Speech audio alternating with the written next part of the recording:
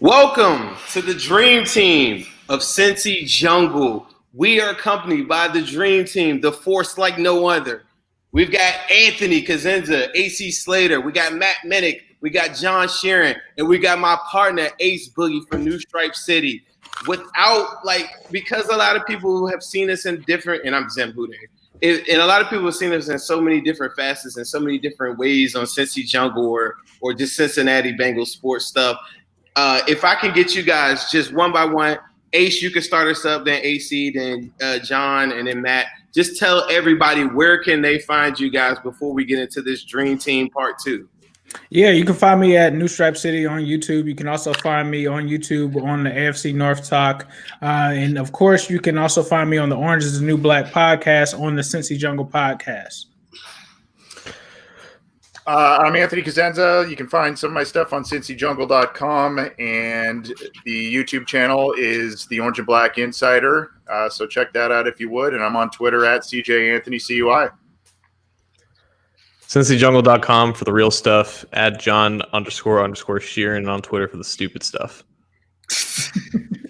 I got the Chalk Talk on Cincy Jungle podcast and Chalk Talk videos, breakdowns on the OBI YouTube page.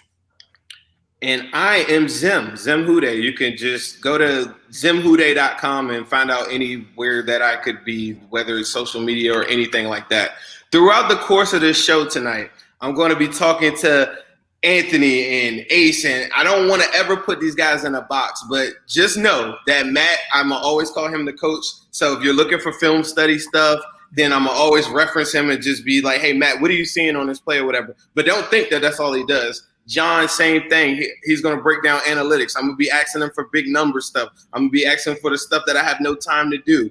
Anthony is always the even kill person that's always going to keep me grounded because I go on these crazy takes where I just think that the whole world is going to either crash or either the Bengals are going to take over it.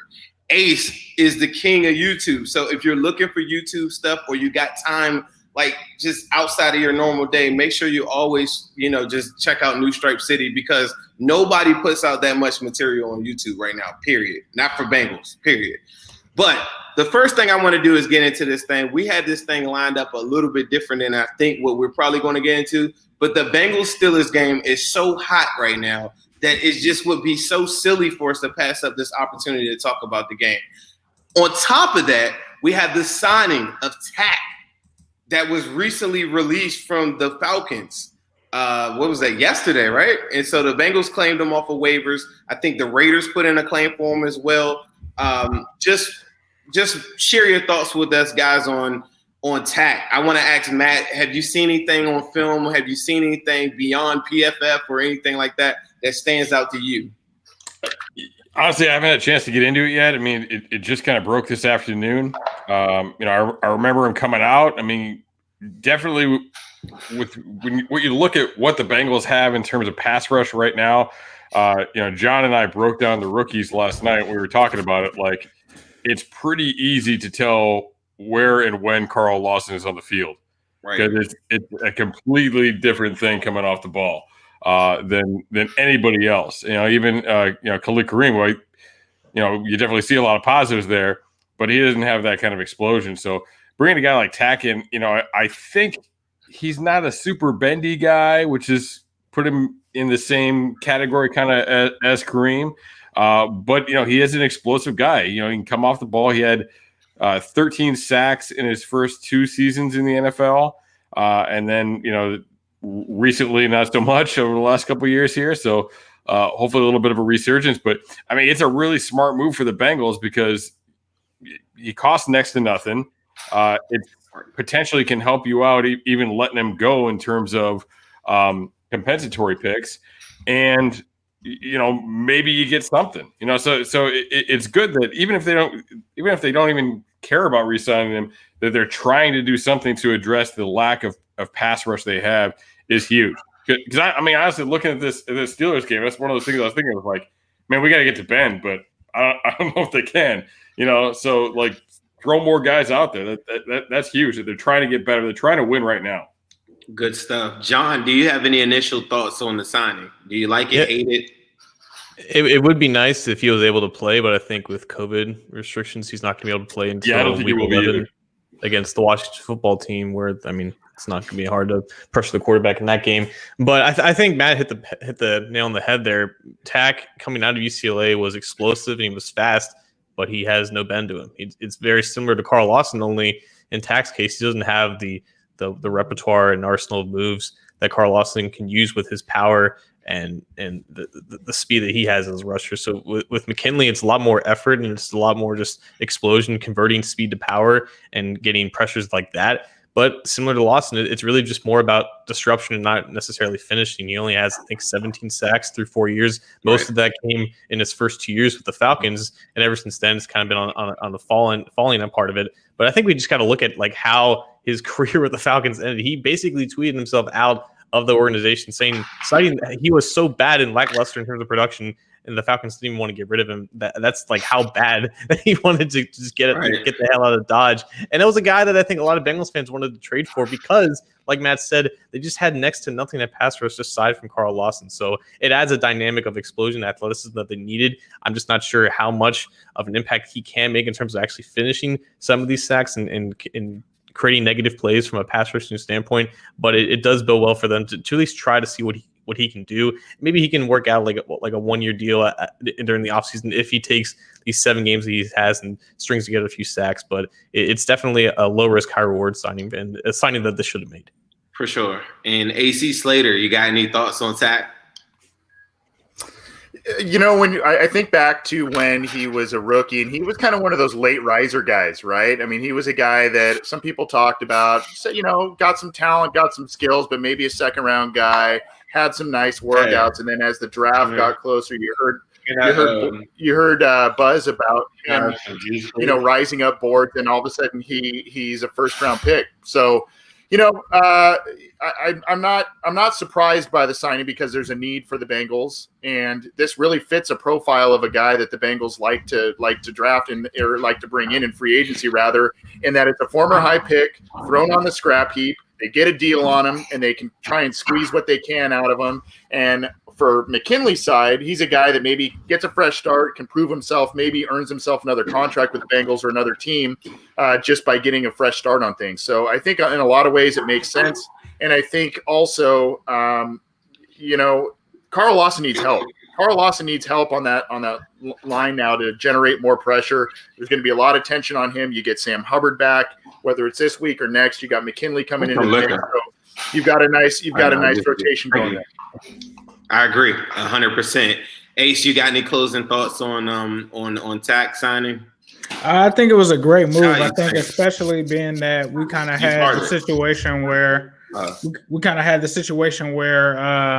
Carlos Dunlap was essentially traded away from the Bengals. It just left a gaping hole there, right?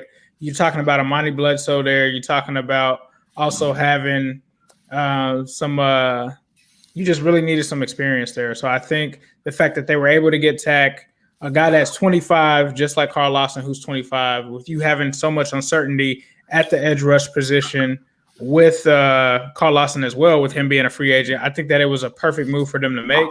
And it just was an area that they needed to address sooner than later. And with Tack, you kind of get a sneak preview of what he's going to be like. Can he fit in your system? Is he going to be worth some type of extension? If he's not, then you just let him go. Like you guys also said, if you want to let him walk and try to get some kind of compensation for him, then you can. But if not, then it's not really a losing situation. It's kind of a win-win situation, and you kind of get to see what you have there, and you kind of get to kick the tires on them. So I think that it was a good move by the Bengals, and we'll have to see how it works out moving forward. What do you guys think about this? A lot of people were saying that they're playing it for the long game and that could potentially get a compensatory pick for him. Do you think there's any validity to that? Anyone can chime in. I'll say this. If I were to guess even before this day, I would assume that they're going to let Carl Lawson test free agency. And I think they're already planning on getting a compensatory pick for him. In my mind, this almost feels like a guy that they can try out for 7 games. And if he does pretty moderately well for them. They can re-sign him and essentially replace Carl Lawson with him. I don't think that they're in a position where they can expect anything more than like a 7th or maybe just a 6th round compensatory pick for McKinley, even if he does relatively well. I don't think he's going to have that much attraction on the free agent market, but they might be already just planning on going forward in 2021 without Carl Lawson, and they're looking at McKinley as a guy from that same draft class, the same age, has a similar skill set, who could potentially replace him and do the things that they wanted him to do. So that's kind of what I was thinking from that, but obviously we don't know their long-term plans for Lawson and obviously with McKinley, but I'm not so sure they're going to get any type of compensatory pick for McKinley. For sure. I mean, one of the comments that I was saying, a lot of Bengals pessimists, they were saying that they felt as though, well, we'll wait and see how it turns out and stuff. For me, overall, no matter what happens, I just applaud the effort. And I think from the front office, like, this is something totally different than we're not accustomed to seeing, by them just stacking up talent. If it doesn't work out, it doesn't work out. But just the fact that we're actively going and getting Spain, we're trading for Finney, we're making moves like this and putting in a waiver claim for Tack is a big deal to me. And I think it's just a time.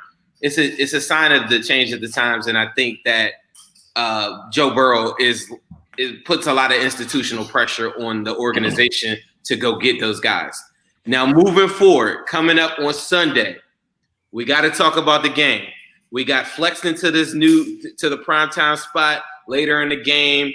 A lot friendlier for West Coast guys like yourself, Anthony. I guess I'll start with Ace. What are your initial thoughts coming into this game?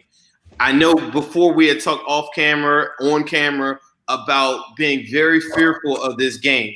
Has anything changed your mind to make you feel like you might be a little bit more confident? What are some big things that you're going to be looking for on Sunday?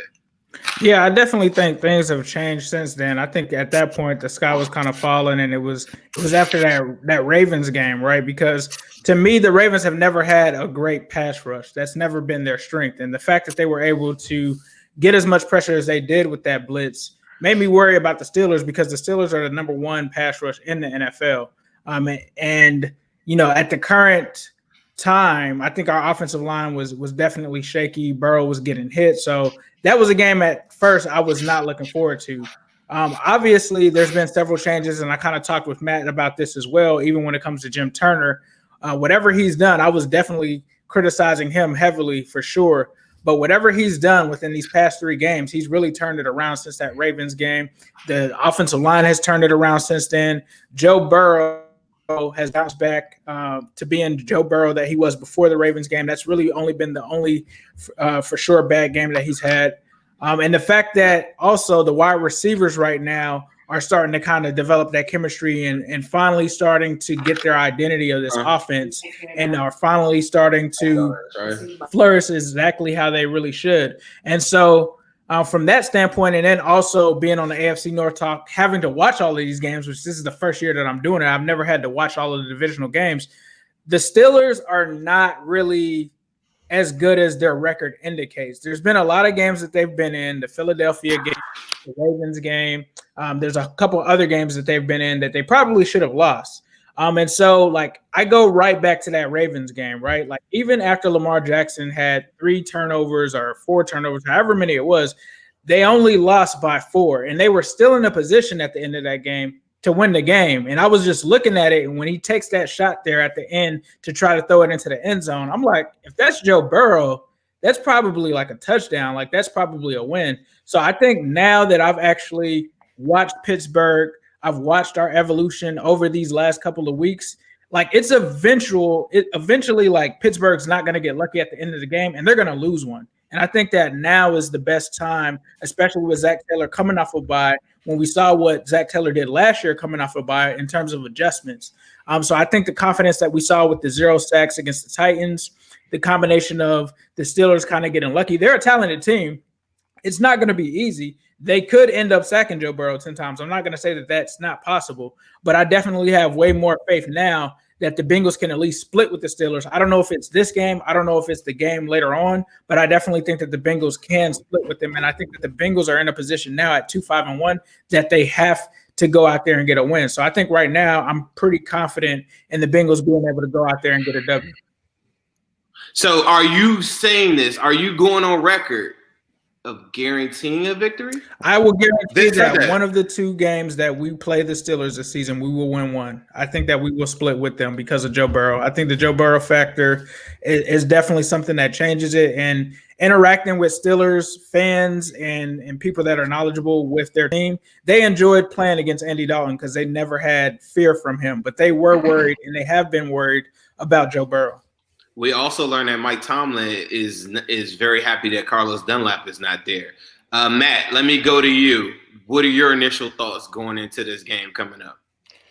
I mean, yeah, I agree. They shouldn't be an 8-0 team, but you're still pretty good when you can figure that stuff out. I mean, and really, when we talk about the Bengals all the time, we're saying, well, yeah, a couple plays and they could be a 6-7 win team right now.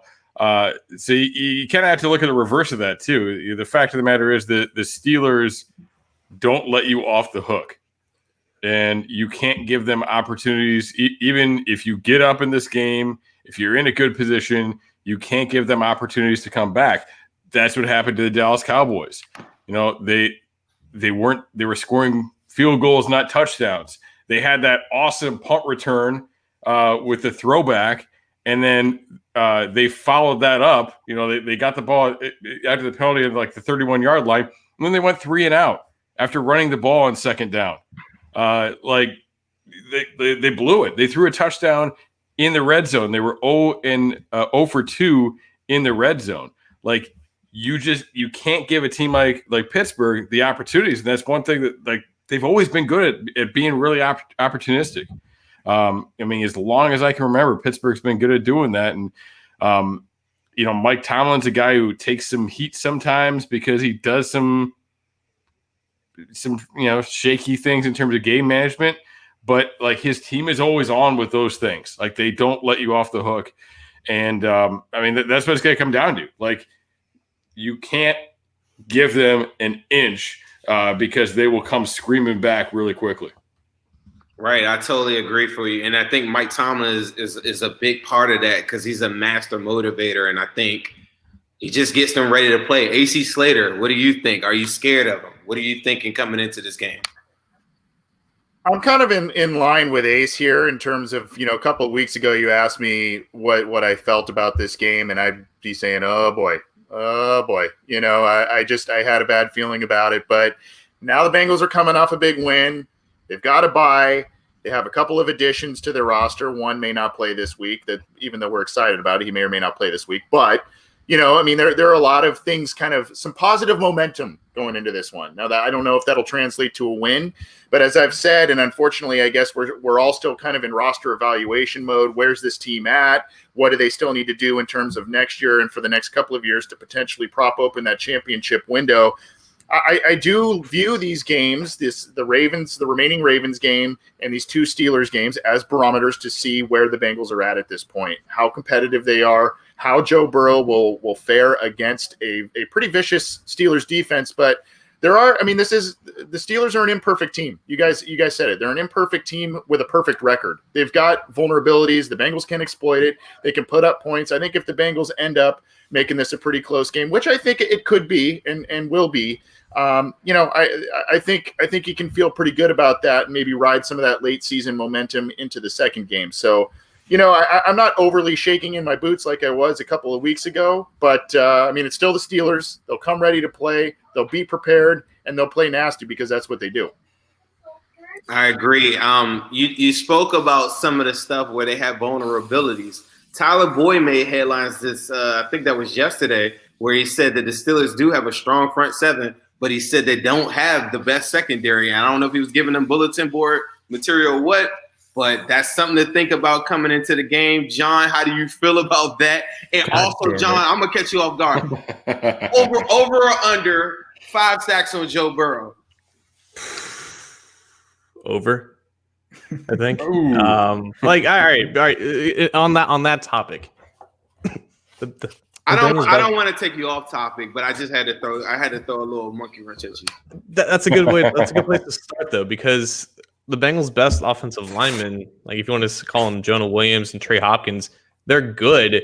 But I mean, Williams is a rookie and Hopkins is probably just a league average center. When they face top tier competition, they've had struggles this year, and they're facing none other than top tier competition in this game. So it's definitely an obvious mismatch with the Bengals offensive line, regardless of the perceived growth that they made against the Titans a couple weeks ago. The Titans have an abysmal pass rush. That was a great matchup for them to look great, even when there's just a bunch of jumbled pieces matched up together. They're hopefully going to have some more cohesive pieces back in there with guys coming back from injury, but it's still a definite mismatch. And the Steelers are one of the blitz heaviest defenses in the entire league, and they have the best defense in the entire league.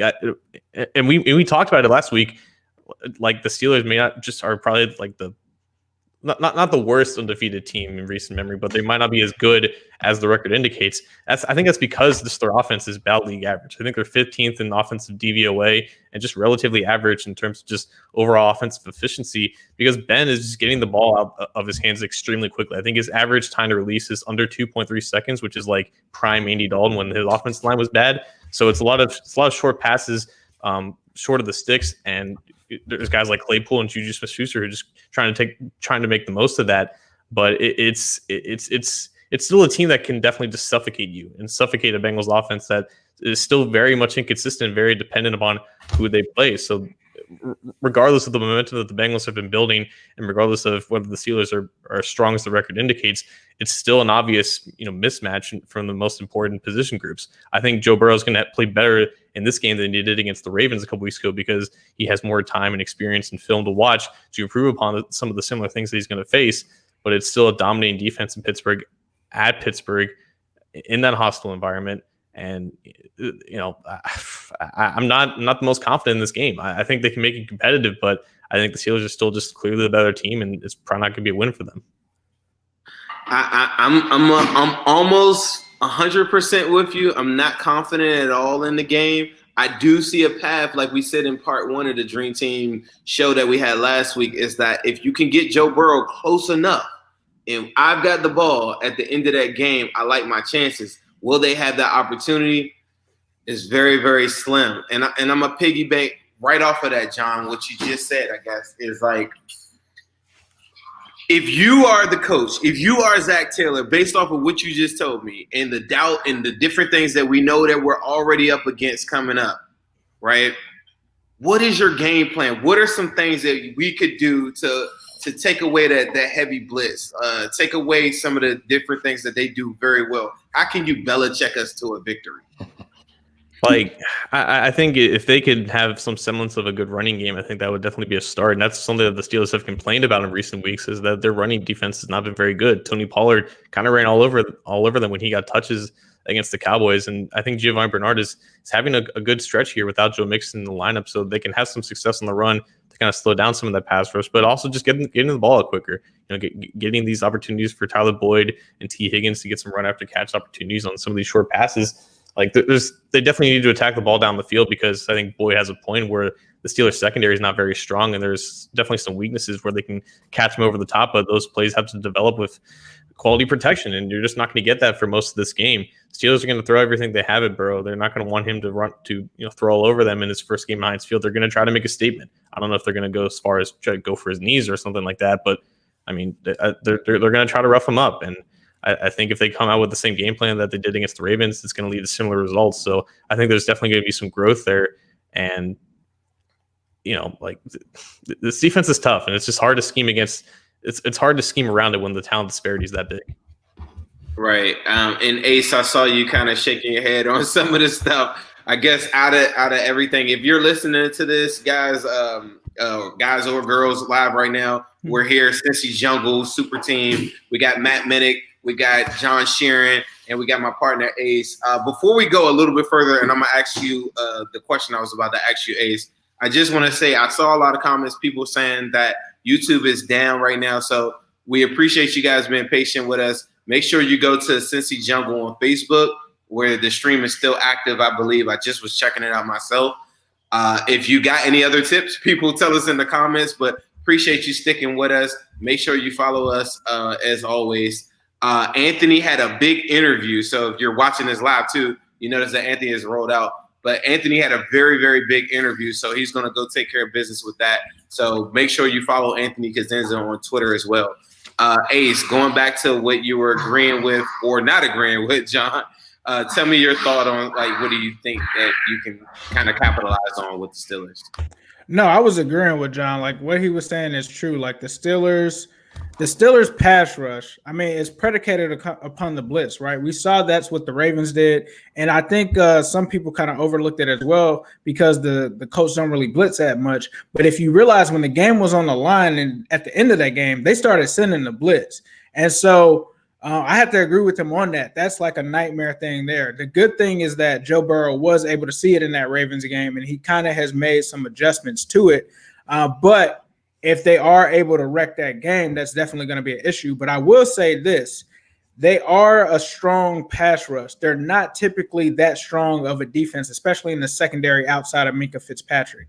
Going into the season on the AFC North Talk, we all voted them as the number one or near the number one secondary after the Ravens this season going in on that panel. They have not lived up to that. They definitely have some holes in that secondary that you can affect them on.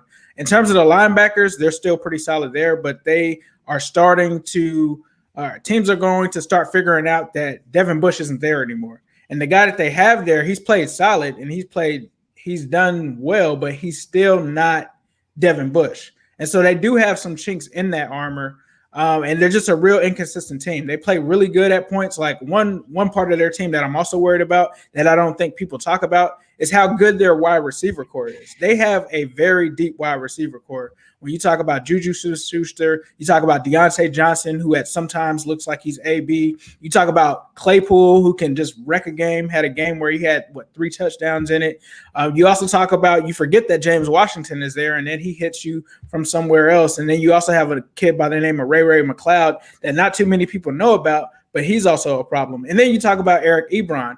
A lot of people have forgotten about Eric Ebron, but he's been pretty solid for the Steelers as well. Now that Vance McDonald is kind of taking a back seat. So, and the other thing is Ben is playing at somewhat, I'm not going to say an elite level, but he's not turning the ball over. So in years past where he's turned the ball over a lot and he's always giving you those opportunities, he's not really doing that this season. Right. The other thing is you talk about their run game as well. James Conner is looking like a shell of himself. He's not really where he's been in years past. But the guy that kind of scares me the most is actually Anthony McFarland. He's like you probably know him, Zim, because he's from the Maryland area. But he's been very solid for him. He's kind of like their Geo in a sense, if I were to make a comparison. And so that's what I'm worried about when it comes to them. I'm definitely worried about that D-line, definitely worried about that offense and those receivers, especially with, I don't know if Darius Phillips is playing in this game or what's going to happen, but I'm definitely worried about Claypool and how we're going to stop these guys on offense as well. You mentioned Vance McDonald. I think he's still in COVID protocol. That was the main guy I thought. Yeah, but he's almost kind of like, and I was talking with Tony about this earlier. He's kind of like, it's almost kind of like Tyler Eifert, right? Last year when we had him. He shows flashes of Tyler Eifert, but he's not that 2015 Tyler Eifert. And that's what he kind of said is like the story with Vance McDonald. He just doesn't have it all there. And so now it's more so kind of like Eric Ebron. Right, I got you. And Matt, coach, what's the game plan, coach? If we're going into this thing, I talked to another coach, Hugh Jackson, the other day. He said the only message I would tell them, I asked him straight up. I said, what would you tell them? He said, I would tell them you're about to play the game of your life. And he said, I'm not even going to expand on that. So I'm asking you, coach, what would you do coming into the game of your life Sunday? Well, I don't know what I can tell you that Hugh Jackson couldn't come up with, but Shout yeah, out, I mean, look, they've got a lot of good pass rushers. Watt is the guy, but obviously, Tua can get it done. Bud Dupree can get it done, and really, like as I look at that, Watt's the guy I'm really worried about. Like the rest of it, it's like, I mean, they're good, but you can't worry about everything. So if Watt is on the edge, I'm chipping him every single flipping time. Like, I don't care. It's Sample. It's the running back. I don't care. I'm getting a little bit of help on him. I'm making plans. I'm trying to get rid of the ball as quickly as I can. When Watt is not on the field, he took about 88% of snaps. I was actually surprised by that. I think that he's taken 88% of the defensive snaps this year. I have a feeling that might be down in recent games because I only watched like the last, I think, 4 games. and it seemed like he was off the field. Maybe because I was looking for him. Maybe it's a mental thing, but it seemed like he was off the field more than I would want him off the field. So I mean, if he's not on the field, and or they did something that probably won't do to us, like where they put him in the middle, like for run fits basically. If he's not in position to rush the edge, check to a damn pass, like every time, like so. I think the game plan is being very multiple and putting things on your quarterback and letting him look for these guys and try and make plays. They have given some things up in the run game. We know the Bengals haven't been very good in the run game. We also know that all of a sudden they figured it out after the bye week last year in terms of running the football. I am really concerned about Hayward, though, in the run game. Because, I mean, it kind of reminds me of Geno last year. Like, people tell me Geno had a bad year last year. Geno didn't get sacks last year. Geno was destroying the run game last year, and he was the only guy in the defense that was doing it. And that's what Hayward reminds me of sometimes on film, where it's like they got to play pretty much blocked up, and he just tosses his dude and makes a play in the backfield. So, I mean, that's the number one guy you have to account for when you're running the ball, and the number one guy you have to account for when you're passing the ball is Watt. So you've got to have those plans. You got to adjust to that. You can't. You got to win against Bud Dupree. Sorry, and Tuitt's going to be a tough one too. I'm actually a little bit more afraid of Tuitt than I am of Bud Dupree. Honestly, like I was just looking at his contract situation. Unfortunately, he's got another year left because that's the guy I think the Bengals need. Is that type of dude who can kind of come inside, come outside. But that ain't gonna happen. But yeah, I mean, like that's what you gotta do. You gotta figure out Watt. You gotta hit him from every angle. When you're attacking these guys, whether it's in the run game or not, like throwing different stuff at him, getting him from different angles is a huge aspect. And Watt cannot be ignored in the run game either, because I've seen a ton of times on film where they don't block him on the backside edge and he runs it down for a loss like every time. Like the dude is alive. Like he's going after you. You got to get a body on that guy. Man, you giving a lot of people. I feel like we could talk. You could literally talk an hour about their front seven because it's everything that every team would aspire to be. Just kind of talking a little bit of insight. I had a good talk with a member of Bobby Hart's camp today. He did say that he's very, very hopeful that he could play. He's not guaranteeing me that, but he said he's very hopeful. Which kind of leads me into my next question. You talked about like chipping, on TJ Watt.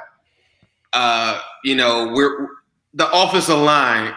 It's just no way to walk away from. We could talk about all the greatness of Joe Burrow and everything like that. I think I've done that for the whole entire season. If we're coming into this game, Ace, what's the lineup? Given what we know, Jonah was practice limited today. I thought that he might play, but say he doesn't play. What's the lineup? I've thrown this out to a bunch of people. Like, what's the five that you go with? Like, is Mike Jordan at tackle? Like, who? Like, what do you do in this situation? I think not to switch things or anything, but one thing that I'm also worried about in this game is that front seven is also very good against the run. When you talk about the Steelers as well, when it comes to that, it's just going to be, honestly, it doesn't matter if we had our full starters there or we have the guys that went in against them in the Titans game. It's going to be a tall order for anyone. But if it were me, I'd probably go with a Dingy at the left tackle position. I'd go with Spain at the left guard. This one is tough because it's between Trey is back. Trey and Billy Price. I'm going to go with Trey. I'm going to go with Trey at center. At right guard, I'm going to go with Xavier was clear for practice, but I'm not sure if I wouldn't put Xavier in right now. I'm putting Fred Johnson at right tackle. Right guard, I might go with between Redmond and Price. Fred's still on the COVID list right now. Redmond don't know about Fred. Redmond has been playing good enough. I'm gonna go with Redmond. I mean, the hardest one for me, I think, was Billy Price at center. I think that I would go between him or Trey Hopkins. I'm just going to go with Hopkins for now. But at right guard, it's crazy that I'm saying this. I'm going to go with Alex Redmond at right guard. I think that he's kind of proven me wrong and made me eat some crow with him at that right guard spot. If you're in the comments, feel free to chime in, people, because I see James Holly, shout out to him. Shout out to John Lynn's been really active. Ty Gaskins, appreciate you all coming. But in the comments, please throw out your 5, because I'm about to hit up John, and I'm gonna ask him what is his 5, because he looked like, out of everybody that we've had on the panel tonight, out of everyone, he's like he doesn't even have words for the front 7 of the Steelers. So I don't know what you think we could come out there with.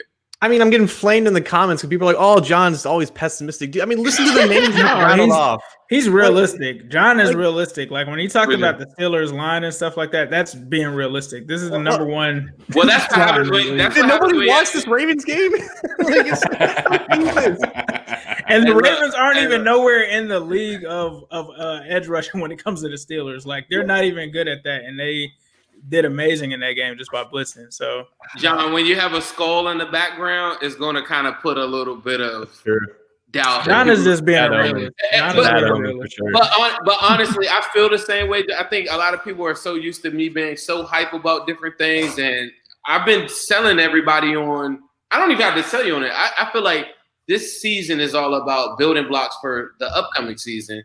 So I didn't jump out there and say that I think this is a good matchup or anything like that. So if anybody's thinking that John is being super sour or whatever right now, I'm not one of the guys that's thinking that we're going to go out there and kick some ass just because we knocked out the Titans. One thing I'll say is this, though, before John goes. You have to remember that the Titans' pass rush was non-existent. They sucked at the pass rush, and it really reminded me of that Jaguars game. Remember how we thought that, the line is okay, like they didn't really get a sack or anything like that, and then the Ravens game happened. So this could be a similar kind of thing that's happening right now, where that gave us some false confidence because the Titans have one of the worst pass rushes in the league, and now we're going against the number 1. But go ahead, John. I think Jonah will be back, so I'm just gonna optimistically place him at left tackle. He was limited today. He's had a couple weeks to heal that stinger. I'm going to assume he's back. I think me and Matt talked about this yesterday on our midseason rookie report. Go check that out if you haven't. I think the players want Quinn Spain out there. I think they saw how he just came in there after a day in Cincinnati and just kind of just played his heart out and just kind of went with it without having practice with the team. I think Mike Daniels was all over him. Yeah, exactly. If you guys hadn't checked it out, John and OBI interviewed Mike Daniels the other day. I mean, he on Twitter, he was raving about Spain today and the other day too. Right. I think Spain. I'm not guaranteeing it, but my gut is telling me he's at left guard. I think that would probably be the better decision. I think Trey Hopkins is back at center. He's practicing full. I think they just want to keep him there. Right guard, I think they cleared Xavier Su'a-Filo. I think they might put him out there for this one reason, because I think if you have Adeniji at right tackle, because Fred Johnson is still positive for COVID and Bobby Hart may not play, Alex Redmond might become the emergency tackle. And I don't know if they want to start him at right guard if they have Xavier Su'a-Filo back at right guard. So I'm assuming that Bobby Hart is not playing since he didn't practice on Wednesday, and I think they're going to have Adeniji at right tackle. So it's a toss up between Redmond and Su'a-Filo. I would probably rather have Su'a-Filo out there, even though he hasn't played in a while. But I think they're gonna want to have Alex Redmond be the emergency tackle because they don't have a backup tackle on this roster, and I think they just kind of put Su'a-Filo back in there. Well, they did just sign O'Shea Douglas to the practice squad. Oh God! Yeah, line them up on what? Go ahead, Matt. I'm glad I went last year because John talking through it made me think about a few things here. So this is what I'm going to say. I'm going to go on the same assumptions that John's making. I'm going to say Jonah at left tackle. I'm going to say Hakeem at right tackle. I'm going to say Trey at center. What really helped out Hakeem last week? When they moved Spain in. Spain. So I'm putting Spain at right guard. And they like Jordan. We knew they didn't want to F with him too much. We were all worried about how they didn't want to F with him. So I'm saying Jordan is back in at left guard. Spain starts at right guard to be that security blanket, that guy that Hakeem is comfortable with next to him. I like that a lot. You talk about musical chairs. I'm gonna just I don't even at this point. I'm so fearful. I'm at the point where I don't even think it really matters. They really just got to come out there just busting ass, honestly, like how they did last week, and just go with who's ready to go.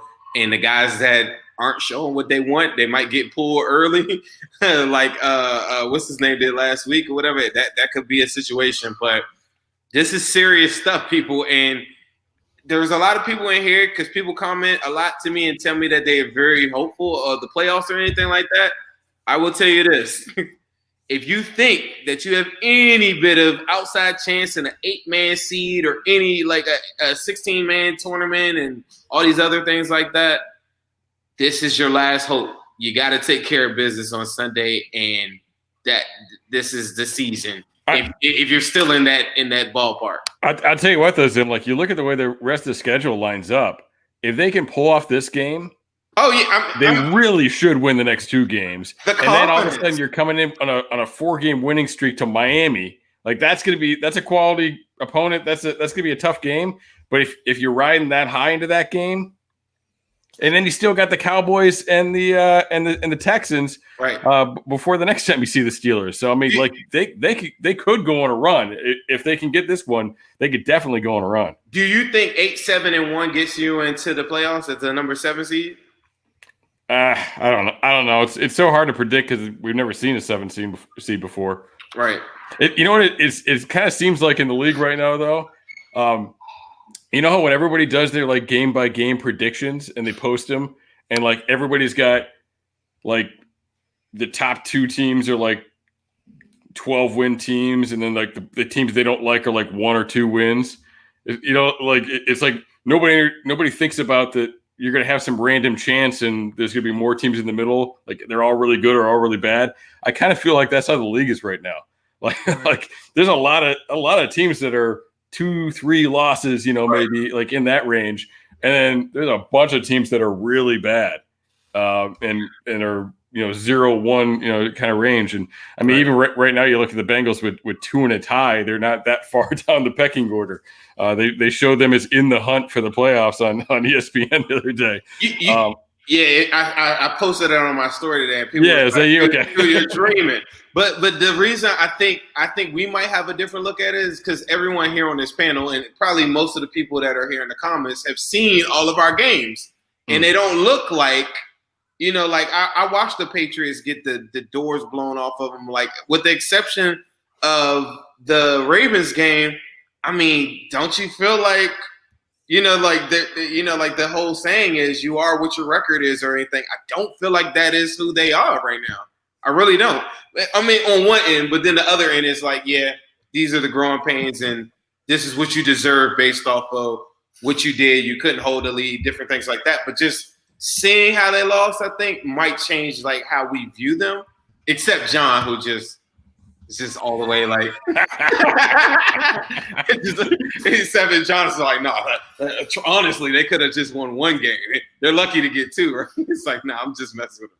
But I mean, you know, when you look at the repetition of it and how they've done historically in 1-loss games, it's certainly it doesn't look good. You know, it's certainly not a good sign. But I think at the same time, like you could call it regression to the mean, if you will, but I think at a certain point you just have to learn how to win those close games. Facts. And sometimes things just suddenly click for teams. And as much as you want to like. I don't know, like it's sometimes like the corny movie moments like that you think never happen in real life kind of happen, and it's just like something a switch goes off, you know, left side, strong side. Now we're not going to lose another game. So sometimes those things can happen, you know, and I mean honestly, this could be a situation. I don't think the Titans in that situation. They needed to get a win before the bye week to have a chance to do anything, I think, in the second half of substance. But yeah, I mean, if they can get this win, if they can knock off this you know team, an 8-0 team, regardless of whether they should be or not, you know, national television, the Steelers, who we all have a mental block on, if they can do all that thing, like all of a sudden you're getting like great buy-in, and everybody's on board with anything the coach is saying, and you could be rolling a little bit then. So sometimes that stuff happens, and all of a sudden things aren't a problem anymore. But right. you don't know. Let me ask you this, Ace. Do you feel like because Matt's talking about like them getting on the road, right? Just go back to how we felt or how you felt coming out of the Titans game, right? Right. Do you think it was a good thing that we went into a bye week and maybe got some of these guys ready, or do you think that they could have rolled off of that momentum, or are you at the point where you just don't even think it matters if they come in there head down and just go to work on Sunday and then get a win? It is what it is. Like, do you think the bye kind of hurt them? No, I actually think that the bye came at the right time, especially with all of those offensive line starters getting hurt at that moment. I think that was the perfect time. I think it was the best time to get Joe Mixon back healthy and just all the injuries that we've dealt with. I think that it was just a good time for them to end it on a positive note, to get that win against the Titans. And then the other thing that's also hovering in the background is there was the Carlos Dunlap kind of breakup and stuff that happened too, and you're kind of coming fresh off of that. So I think it was the right time to have that, but it was also important for this coaching staff, and that's what gives me some confidence moving forward, because this last 8 stretch of games, this is literally Zach Taylor's like career right here, right? Like if the Bengals don't win in this stretch, or they don't have, let's say they don't go win 6 of 8, right? If Zach Taylor wins potentially 2 or 3 games total for this season, there's going to be a lot of talk about, is he the guy going forward? But if they can win 6 out of these last 8, you got to keep Zach Taylor after that. There's no way that you can get rid of him, with a record like that.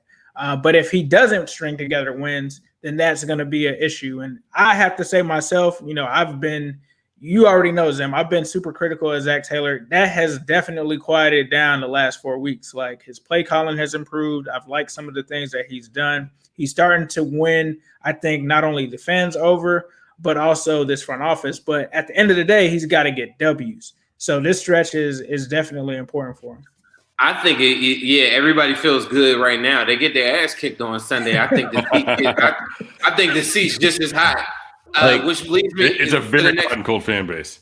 Like we have real emotional highs. Hell, before the Titans game, Jesus Christ, you're about ready to pack his bags. Oh right, yeah, right. Oh yeah. I mean, to me, Xavier Su'a-Filo was one of the good signings in the offseason. If you throw him into the game, let him get a penalty, let him fall, let somebody get a sack on him forever in this fan base. That's why I rely on guys like Matt and John to like kind of give me like some critical like game film or like some numbers or something. Because the fan base will gear in on one person and literally say, like, that's the guy that we want. And I think it's warranted with Zach Taylor, and it's also warranted, with several people on the staff, because even if they were to pull off this crazy victory on Sunday, even if they did have a pretty good rest of this back half of the season, the consistency that you saw from a regime like Marvin Lewis and stuff is just not there, like in year 2, like right now on so many different fronts. Because why would it take them so long to have a Titans game like that? Like, I don't think that narrative changes to me. I guess moving into that kind of moves into my next segment, and Ace, I'll let you comment on that. But the next segment is we got to put on our GM hats, because I think collectively, I don't know, do y'all want to talk about like predictions on score?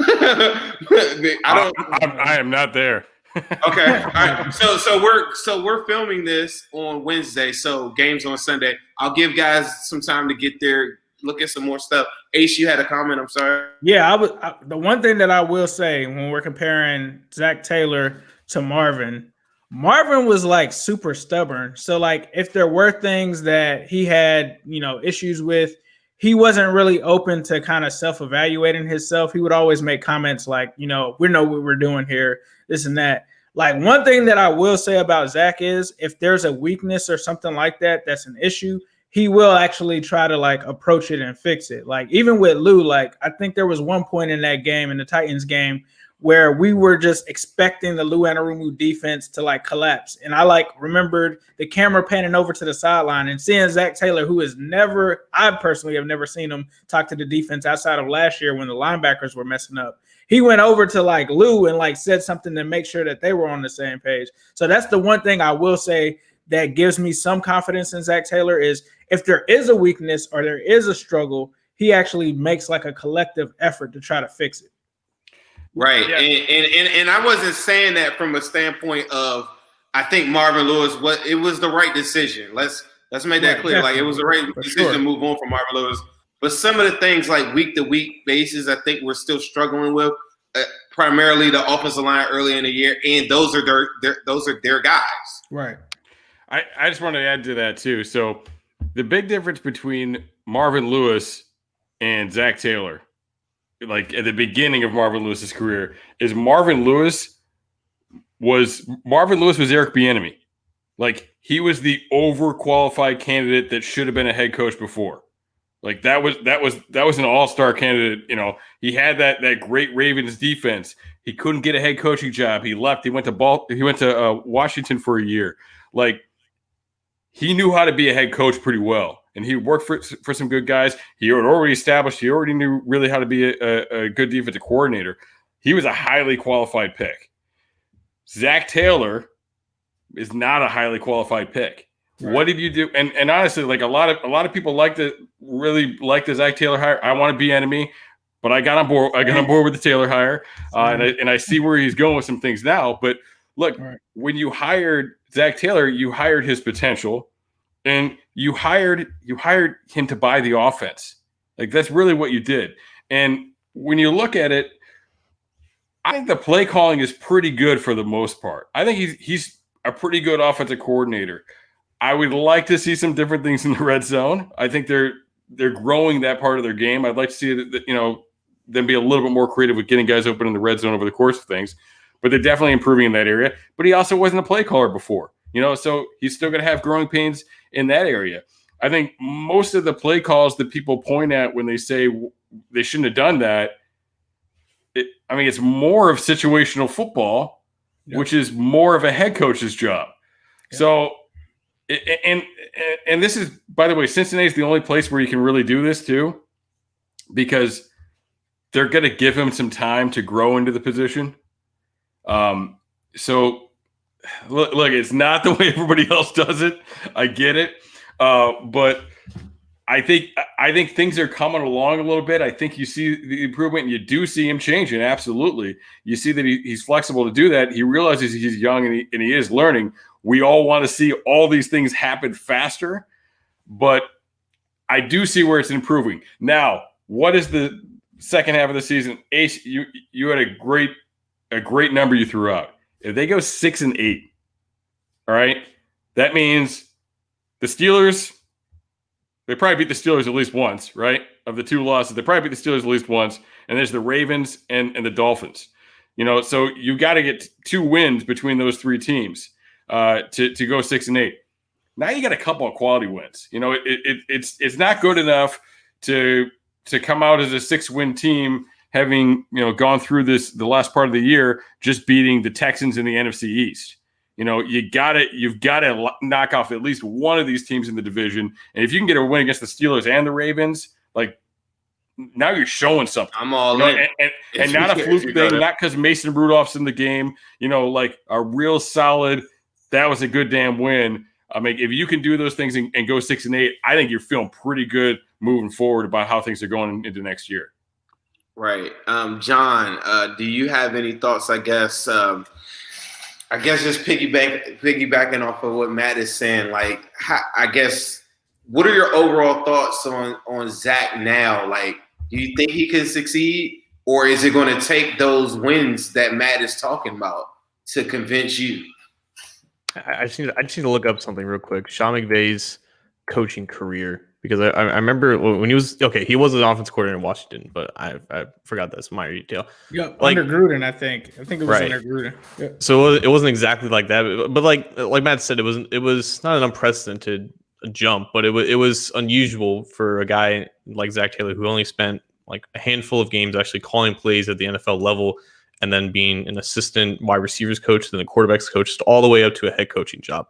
But we've seen in recent years, like guys, they get promoted to offensive coordinator after being like a quarterbacks coach, and then they immediately make the jump to head coach if they have 1 or 2 good seasons as a play caller. The Bengals just basically skipped point B and went right to point C. Like they skipped that part where, Zach Taylor could have become an offensive coordinator during the 2019 offseason, but they just made him the head coach because the guys get promoted so quickly. They rise to the ranks so quickly at that assistant coaching spot that they just basically said, we're going to hire this offensive coordinator to be our head coach. And he has been the play caller. And I think there has been actual tangible growth in that sector. It's just like Matt said, though, when you put on that headset and you are at the helm of this entire team, all of that responsibility of finishing these close games and making these crucial decisions, that falls on you. So he right now is a pretty decent offensive coordinator, but he's still growing into the actual important decision-making processes of being a head coach, and he's just not quite there yet. And if he didn't have Joe Burrow this season, he probably doesn't have 2 wins. Like that's just how important the quarterback position has been, and that's why it was so bad last year when you had a terrible one in Andy Dalton, or a guy playing as bad as Andy Dalton did. And right now, like I think, regardless of how the season finishes record-wise, I think he gets another shot. But if there are more collapses and there are more defensive struggles, it's kind of like Lou Anarumo's probably going to be the one that gets canned, and then Zach Taylor gets maybe 1 more year to prove himself. Because, Anarumo it's almost like the same thing. Anarumo's a good assistant coach, but he just happens to be calling the plays for defense. He just might not be at that point yet, and he needs all the help on the field that he can get, because now for 2 years in a row, he's had injury issues that, he's had to struggle filling in those personnel gaps, and it's just been a struggle for him. So it's very similar for both of them in terms of them just being potentially quality assistant coaches, but just having a lot of responsibility, and they're still trying to manage that. With Taylor, at least he's like 15 or 16 years younger than Anarumo, so he obviously has more potential to grow for it. And I think the Bengals are in a good position where they have that guy already at head coach, and they don't have to worry about losing him or anything like that. So it's a process, but I think there are some positives to go off of. And like Matt said, this organization is obviously patient, and unless it's a tumultuous collapse where the Bengals are picking like top 3 again this year, I think you're going to see Taylor back in 2021. And that's one of the scary parts for me, is that it's hard to gauge, because they're not going to end up with just 2-3 wins. Like, they're going to win a couple games. I think that they're kind of connected at the hip. Me and Ace started up this thing or credit Ace. I did a show like last year where I was saying I want Jim Harbaugh, and a lot of people were killing us because they watch college football a lot, and I was going back to the 49ers days or whatever. I say that to say this, Ace, do you think that there's any scenario, because I think, like John was just saying, Lou Anarumo is going to get the benefit of the doubt based off of DJ Reader injuries, the Dunlap saga, Hubbard being out half the year, all these different things that fell apart around him. He didn't have Trey Waynes as starting, quarterback 2, to start the year. I think, do you see any scenario where maybe the defense fails us in some instances, and maybe Zach gets another chance? For me, I personally think that they're connected at the hip no matter what. Like, if he's gone, he's gone. Like, the whole crew's gone. Yeah, I think if he's gone, like you said, his whole staff is out of there. In terms of Harbaugh, it's really getting even more interesting, because there was a report that came out last week that said that he is open to a return to the NFL. And I think with college football, there's a lot of factors, right? There's recruiting, there's all kind of different circumstances that are totally different from the NFL. And so for me, I kind of go based off of the NFL, because, and I always bring it back to this, because think about when Nick Saban was in the NFL as the Dolphins head coach. He was complete garbage. And he's one of the best college football coaches of all time right now. Spurrier too. Spurrier as well. Like, the Alabama coaching tree, or not the coaching tree, but the recruiting pipeline is just amazing. Everybody just goes there. So for me, like, the thing that I liked about Harbaugh is when he took over that 49ers team that were kind of in disarray, and he was able to bring that team and rise them up and take them to the Super Bowl. And I just remember, even after that, I think the biggest issue about Harbaugh and what makes it somewhat unrealistic is that Harbaugh's personality, with him getting into it with Jay York those last years with the 49ers, you could see him butting heads with Mike Brown. And so you could see that being a reason why that won't work. But if that weren't a case, I think that he's the perfect guy to bring in here because also when he got fired, if you remember, guys just started retiring. Guys wanted to leave the 49ers because he wasn't there anymore. Pat Willis retired in his prime. There were guys that wanted to like really leave the team because he wasn't there. So for him, I just think it would be perfect for us because this is a guy that used to be Andrew Luck's coach in college at Stanford. You know, he was able to really bring up Colin Kaepernick through the ranks as an NFL quarterback. He just had you still get that offensive genius, and then you also get a guy that's good with situational football and has had a track record of winning.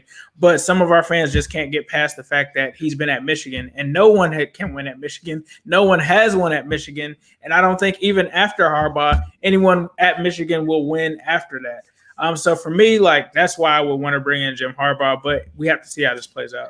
I agree with almost everything you said. I don't think he's an offensive genius, but I do say this, personality-wise, there's a killer instinct to the Harbaugh brothers. And that's Joe must Burrow, see TV. Jim versus John, that's must see TV. Him on the sideline, like you talk about coaches that they want to put the camera, like Harbaugh on him, and then the killer instinct of Harbaugh mesh in the belief system that I think Joe Burrow would love him. I really do.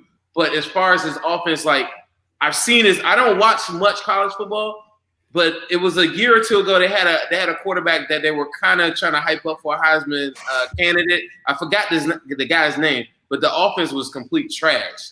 Now I'm not saying that that's all on Harbaugh. I think the biggest thing, like you just said, is that Harbaugh is not a good recruiter because I feel like he's so brutally honest from the things that I have seen from him. In college football, to me, is all about recruiting. I think that he was made for the NFL, and I think he could work. But based off of what I'm seeing the last couple of weeks, it'd be hard for me to come off of looking at Zach Taylor put up 30-something points a week and say, yeah, get him out of here. Like, you know, like I'll be all on board if he continuously did that. That was the one point I was saying earlier in the show is that the consistency wasn't there. Matt, you seem like you were just stewing to say something about any thoughts that you might have had on the Harbaugh thing, or was I reading that wrong?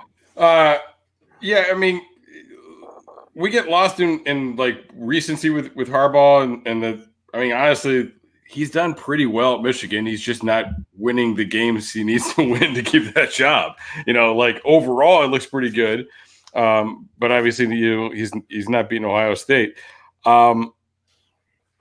If you look at his track record, though, like prior to coming to San Francisco, like all that dude did was win. And he won in some tough situations, too. He won at the University of San Diego, which is a FCS non-scholarship school, and he won it with no scholarships. He won at Stanford, which obviously has an academic standard where it makes it hard to get guys in. You know, and it's like he's done some things. He's shown that he is a winner. Having said that, I mean, I think it's going to be Zach. You know, I think Zach's going to get another year again, unless if they don't do anything. If they'll win 2 games or something like that in the back half here, and they're losing to the Giants and stuff.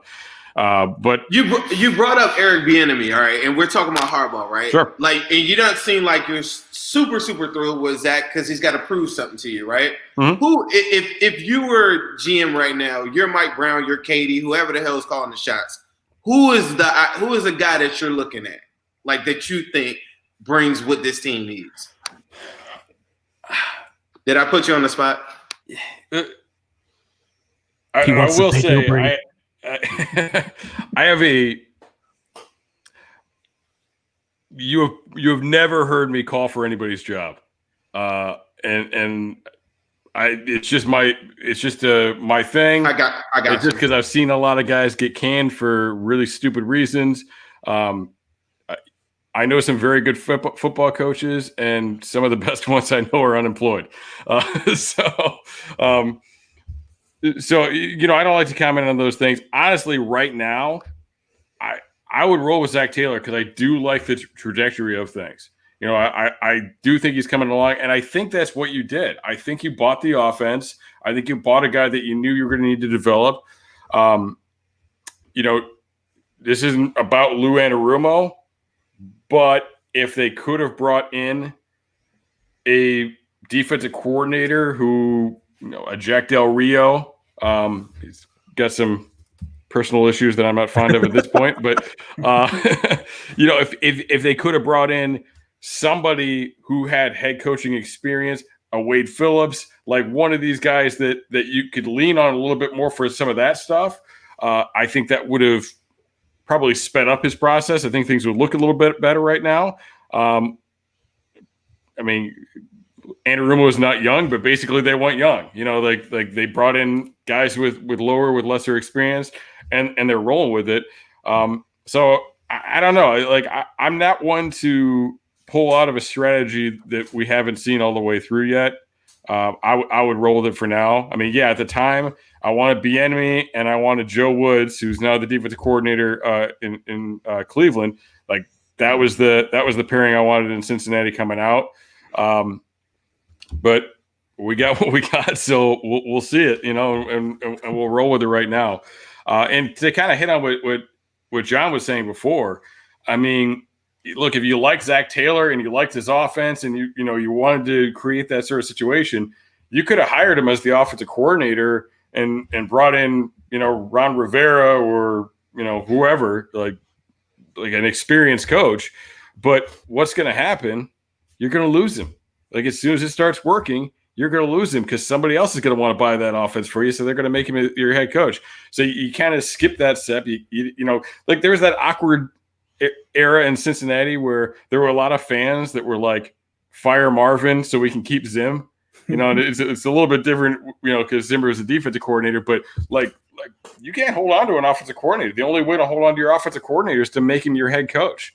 So, I think that was the strategy. I think that's what they did. And like right now we gotta ride it out. We gotta see. But I do think there is you're seeing personal development there. The things he says, the way he goes about things, like I like his mindset about things. We just gotta see his hearts to come together. That's a great segment for my next question that I was going to ask all of you guys is building off of what we've seen right now this year, going into the second half of the season.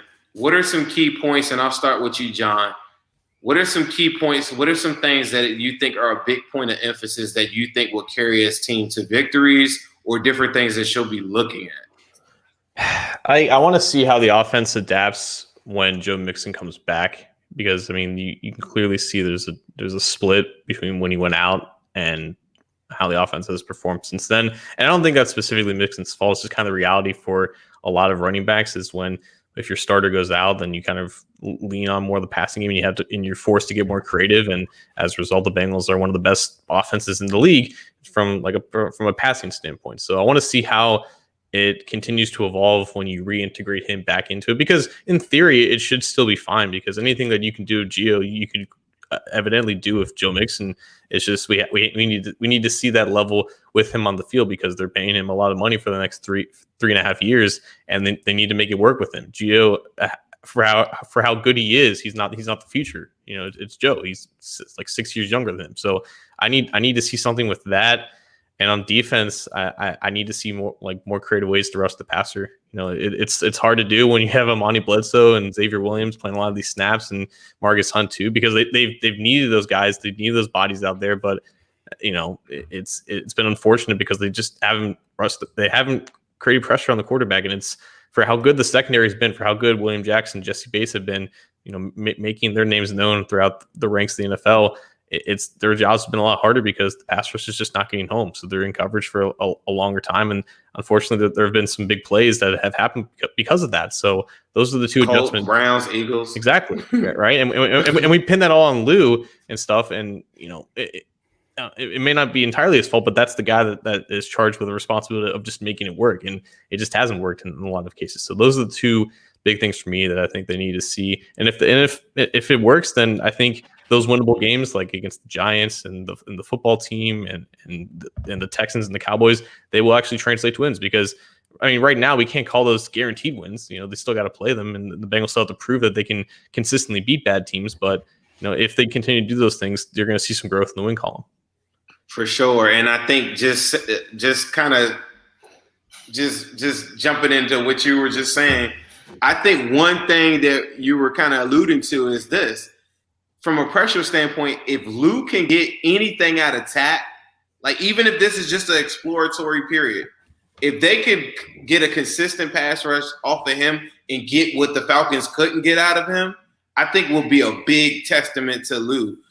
Ace, I'm gonna ask you, what's some big things that you think that you would like to see them improve on, or some things that maybe you're going to have under the microscope in the second half of the season?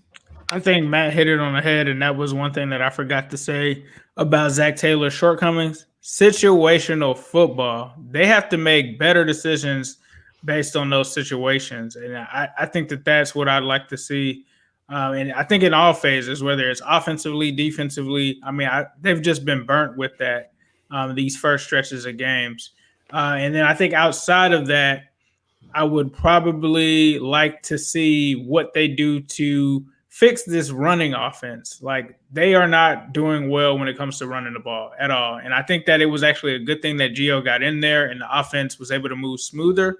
But they still haven't really had a game outside of the only one that I can really think of where they really married the run with the pass was the Colts game. And then that was when Joe Mixon got hurt, and then he went out of the game. We have yet to see like a completely balanced game from that aspect. So I would say probably the run game, establishing that, especially being in the AFC North. And then outside of that, it's really just consistency, just being consistent and putting teams away and locking these games down, because we've seen in the Browns game and the Colts game, and luckily we saw in the Titans game, that was a similar situation where they were able to get out there with the W. But definitely got to see that consistency when it comes to putting teams away. Right. It's no way to disagree with that. I guess we're getting close to the end of this. I think from a player standpoint, I was going to probably talk about maybe some moves that I would think just maybe looking really far ahead. For me, I always preach to people about we need a lot more impact players. I love the impact players that they went and got. I think different things like them signing Quentin Spain, even just a waiver claim for Tack. I feel like they're getting guys that are maybe really good. Like, I used to really hate on Bud Dupree a lot because he only did one thing really, really well. But if they could get a bunch of guys that do one thing really, really well, I think they could kind of stack up those type of players and into the offseason and even in the draft. I like some of the guys that they got, like Akeem Davis-Gaither. We've seen different flashes of him where he's covering, he's carrying the tight end down the sideline. We've seen Logan Wilson go sideline to sideline a bunch of different times. We've seen that he's got great instincts when it's time to make a sack. There's different things that I think we can kind of build off of. But I think if you were going into the offseason and there were some things that you just think that will make us a number one contender, because right now the message that I've been sending to everybody is for the next 4 years, the Bengals are going to be pretty aggressive because they have institutional pressure on them from Joe Burrow. They're going to have, like, if a guy like Stephon Tuitt is out there, they're going to have room to go get guys like that. I do believe in this 4-year window because they understand how stupid they'll look if they don't get it and this guy walks away from our franchise. So with that said, starting with Matt, then we could go John and Ace to close out the show. What are some things or positions that you think that we need to attack going into the offseason, just looking far ahead or just looking at the closing of this season? All of that. I tweeted weeks ago that I said something along the lines of this defense is a lot closer than people think.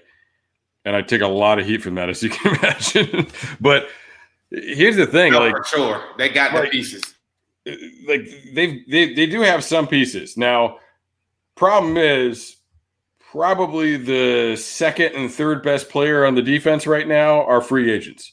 And John is, not to call you pessimistic as we've been doing all night, but John is not confident that this team is going to bring back Carl Lawson, and then you got Jackson too. So look, if you're really committed, you bring back Lawson, you bring back Jackson. All right, Trey Waynes.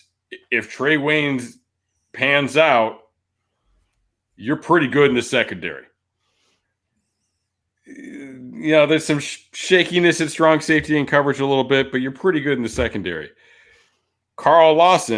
With Carl Lawson back even, like, you're still a guy short in the pass rush. You're really two pass rushers short, to be honest with you. So like they need to go out and they need to find one inside guy and one outside guy.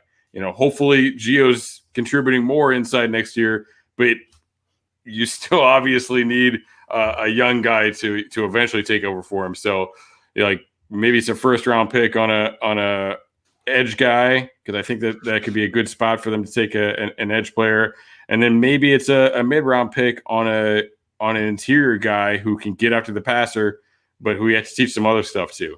I think you do that, you're going to be pretty good on defense. I think you got to figure out. Von Bell's looking a little better in coverage. Like, you just got to be smart and keep him out of certain situations.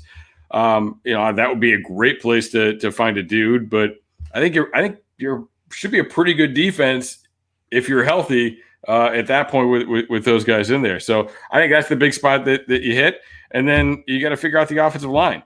So between really it's the defensive line, it's the offensive line. And between the two, right now, you've got a lot of guys to choose from in there.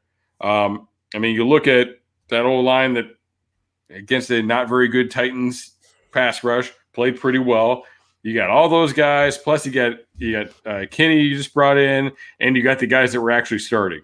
So between that, 11 guys there, can we find 3 or 4 that can really play? We got one for sure. We probably got 2 with Trey. All right. But like figuring out the rest of it, and then where do you need to adjust that position and find other guys? So that's where it's a big tryout this year, is figuring that stuff out. And on the defensive side of the ball too, because like you've got a number of guys that you've brought in, who's worth keeping around. You talk about Bud Dupree and doing things really well. They've got a lot of guys who are pretty good at stopping the run and not anything else. So who's worth keeping there? Xavier Williams did some good things. Covington's done some good things. I don't know how much it's worth a roster spot when you get Tupou back in there.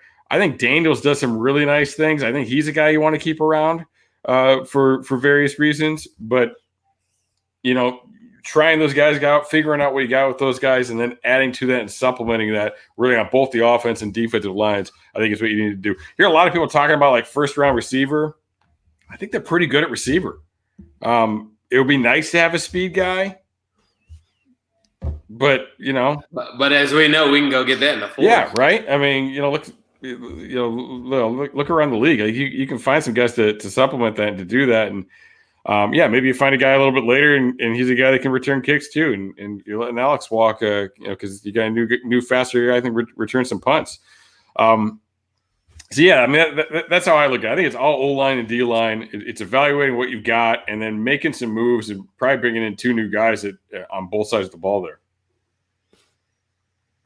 Okay, and John, you got anything that any target areas that you're looking at to improve this team, Mr. GM? Like, I've been at CJ since 2016, and that was the last year of Kevin Seidler and Andrew Whitworth. And ever since then, it's been hoping and praying on the offensive line.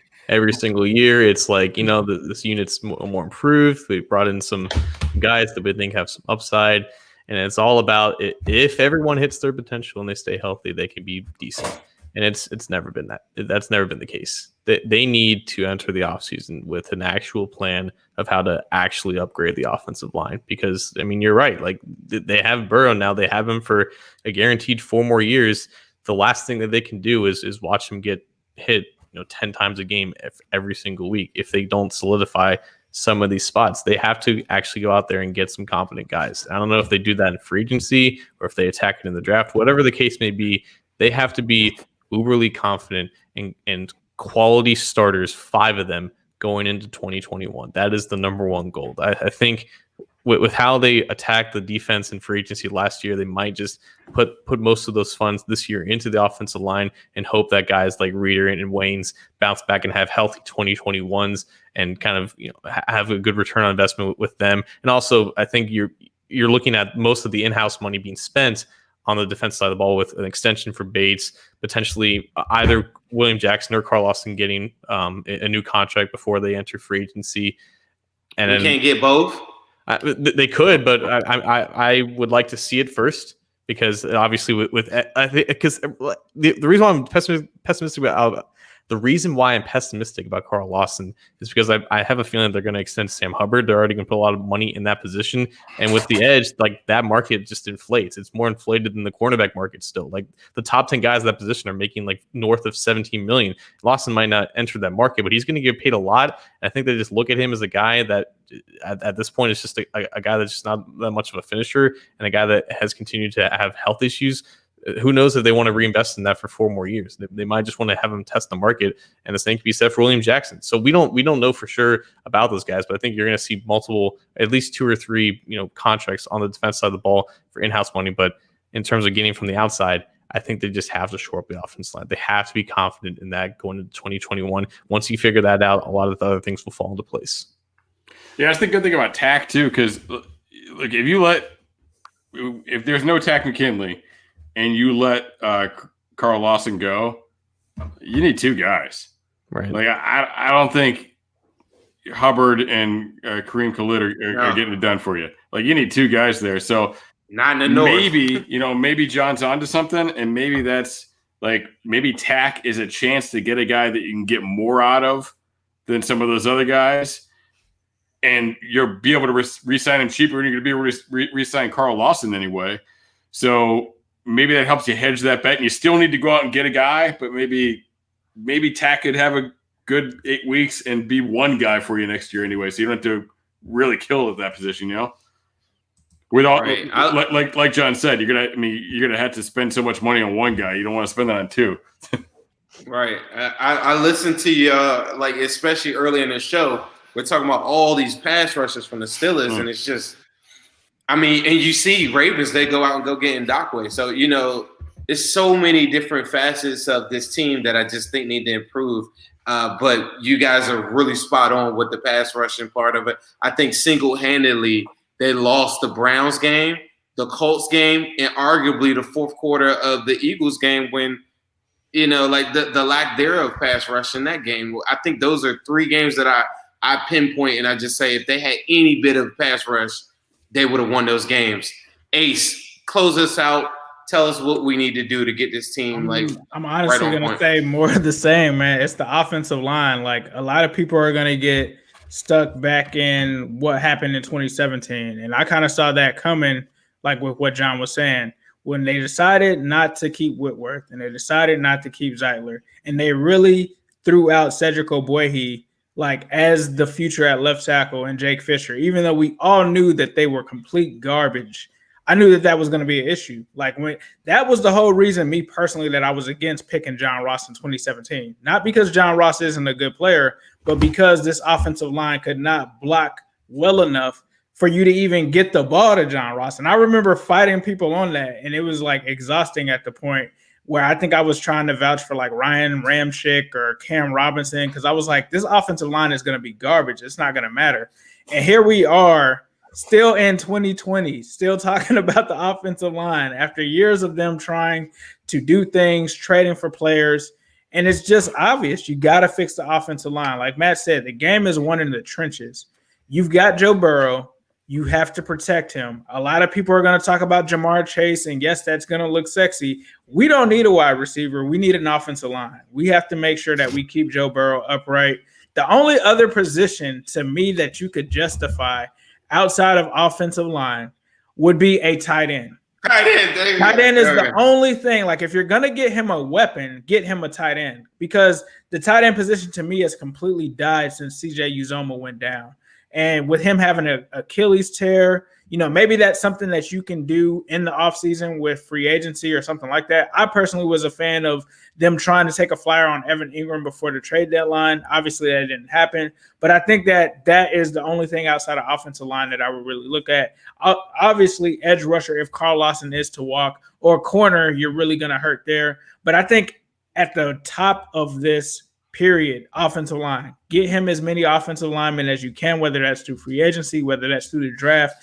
Do what you can. Do what the Cleveland Browns kind of did for Baker this offseason with not only signing a guy in free agency, but also taking a guy in the draft as well. I think the Bengals need to do that and just build around that, because at the end of the day, you said it, Zim, your offense is your defense. Joe Burrow is going to be the reason that you win these games, and Joe Burrow is going to be the guy that's going to have to score in these games to beat a Pat Mahomes, to beat a Lamar Jackson, to beat a Ben Roethlisberger. So I think that's what you need, offensive linemen.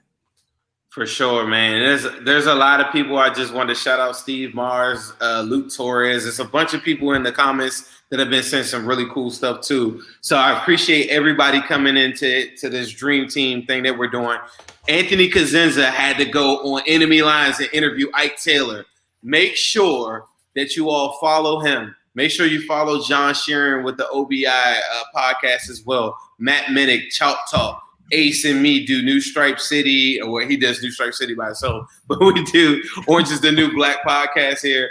But I think we had some really cool stuff, some really good talking points. I'm glad we did this. If you guys didn't know, this was part 2 of the series that we were just trying to do, where we kind of combined forces from last week. And I think leaving out of it, I find myself agreeing with so much of what you guys have said, that I really wanted to take this time, this hour and a half now that we're almost about to hit, and just listen and kind of get some more perspective. Because so many different times I listen to myself tell people asking me questions all day, every day, and I have my own different things that I like to do. But I feel like I can take a bit and piece out of every single thing that you guys have said. So I'm very, very appreciative of that. Please, for one more time before we leave, make sure you let everybody know, starting with Ace, where they can find you at, John, then Matt. And then after that, we're going to say who they, and see you guys on Sunday. At New Stripe City on Twitter and Instagram, trying to build up those two. You can also find me at New Stripe City on YouTube. You can also find me on YouTube under AFC North Talk. It's a round table of AFC North YouTube guys. It's a very good time. And then obviously on the Cincy Jungle podcast with my man Zim Hude on the Orange is the New Black podcast. Mike D, San Antonio, nice. Yeah, I guess I'm up. Yeah, you go. What did Mike D say? Hold on. What happened? Bengals. Oh, okay. My bad, man. I just like seeing the San Antonio. Okay. Yeah, hey, I'm Coach Minnick on Twitter. Coach with an H, Minnick with an H. MINICH. Minnick. John __ Sheeran on Twitter, cincyjungle.com. Why 2 underscores? Are you trying to hide? No, because hard to find. He doesn't want anybody to see him. John __ Sheeran is like this account in Ireland with like 3 followers, and let's buy him out. I've reported him like 3 times. Honestly, I reported him. I tried to get him banned. We're gonna put some pressure on it. I'm dead ass serious. We're gonna put some pressure on his head. It's like, but no, like, and if you've never seen me, guys, this Ed Sheeran's cousin. Yep, it probably is like. Like outside of here, like I'm telling you, John doesn't really even want to be seen. If you really, really pay attention to his tweets, he's really just having a conversation with himself, and then people just chime in. With myself all the time. It's like sometimes it just happens to be on Twitter. Do you ever say anything with the hopes that you want a response? Rarely, I guess. I don't think I've ever seen you talk like you want a response. I think you're just talking to yourself, and then people chime in, and then you're like, "Hey, back up! I'm just talking to myself." Yeah, then they get mad. Like, relax. I'm just thinking out loud. Yeah, right. Some people like. So for me, I like to talk a little loud sometimes. Tonight, I'm a little quiet because I'm getting ready. I'm saving myself and I'm preserving myself for 4:00 on Sunday. I hope you all have a great time. Make sure you all get around people that you love the most. I tell everyone that they say, how do you do this every Sunday, Zim? Get around people that you love before the game, after the game, so that if you do lose, it doesn't feel as bad. I talked to, what's our guy, Ace, he said his birthday's on Sunday. Damn, I wanted to tell him, shout out. But anyway, I told him that same advice. Make sure you guys don't put all of your emotions into the game like I do and be a crazy, insane person that's pissed for the rest of the day, even though I knew coming into the game that we were totally outmatched. But there is some hope. And if you've listened to this panel tonight, we've told you the keys to success. I hope that you guys have a great second half of the season. Make sure you follow every single one of these guys and Anthony Cosenza, who is on Enemy Lines right now, interviewing Ike Taylor. That's it for me tonight. Hoo-day! Who they?